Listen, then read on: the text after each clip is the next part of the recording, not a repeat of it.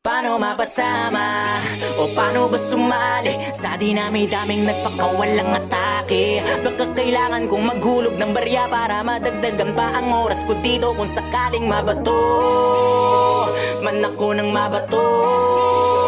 Pag sinabi ko na ititigil ko na to, set up yun para sa'yo, parang Massacre 44, mamasak pano ba? Kamusta? Balita ko, kapos na yung bawat tira na pahaging saan na napunta. Inaabangan ko pa naman parang ambagan sa inuman. Ako yung madalas sa pulutan sa kwentuhan, hindi ba naubos yan? Pero kahit na ganoon, sinasanay ko aking sarili. Ganyan talaga pag mabait ka, lahat ay nawiwili. Kaya dapat pinipili, pag-isipan na mabuti. Walang masama na kumilatis kaysa sa huli kang magsisi. Naranasan ko na rin yan, yung tipong walang pagkakataon na mapakinggan at dumating sa puntong wala na ring malapitan. Sarili ko na lang ang nagsilbi ko na sandigan.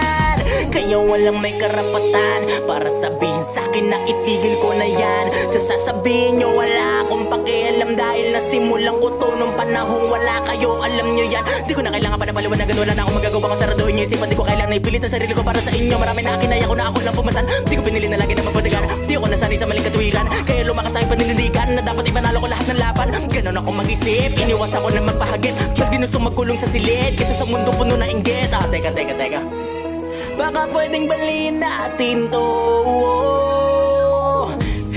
Ganto ang korte ko, kahit saan mo ko dalhin, laging may bala to.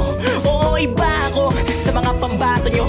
Di ako nagyayabang, kaya kong patunayan kung hanggang saan ang kaya kong gawin. Malabong paningin, pero malinaw ang hangaring naisabutin. Mithiin ng pakpak ko para akin liparin, hanggang sa masagot yung katanungan na paano mapasama o paano ba sumali sa dinami-daming nagpakawalang atake. Baka kailangan kong maghulog ng barya para madagdagan pa ang oras ko dito kung sakaling mabato man ako na mabato.